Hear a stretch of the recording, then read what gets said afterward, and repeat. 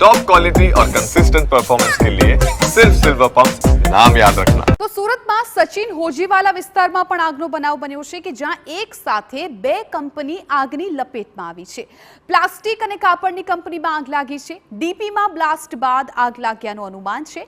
કાપડ કંપનીમાં લાગેલી આગ પ્લાસ્ટિક કંપનીમાં પણ ફેલાઈ છે। ફાયર બ્રિગેડના 5 થી વધુ ગાડી ઘટના સ્થળ પર પહોંચી છે। તો સુરતના સચિન હોજીવાલા વિસ્તારના રોડ નંબર 17 પર બે કંપનીમાં આગનો આ બનાવ કે જ્યાં પાર્થ પ્લાસ્ટિક અને પ્લેટિનિયમ ઇન્ટરનેશનલ કંપનીમાં આગ ભભૂકી છે।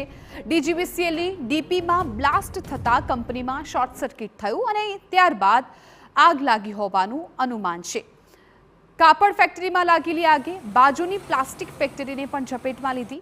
સદનસીબે ધૂળેટીની આજે રજા હોવાથી કંપનીમાં કોઈ હાજર હતું નહીં, જેના કારણે મોટી જાનહાનિ ટળી છે।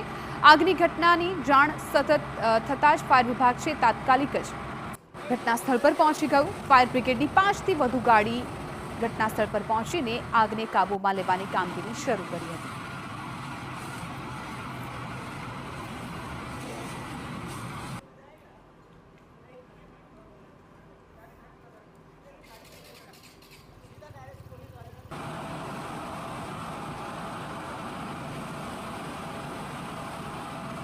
તો આ દ્રશ્યો જુઓ, આ સુરતના દ્રશ્યો છે કે જ્યાં હોજીવાલા વિસ્તારમાં ગોડાઉનમાં આગ લાગી છે।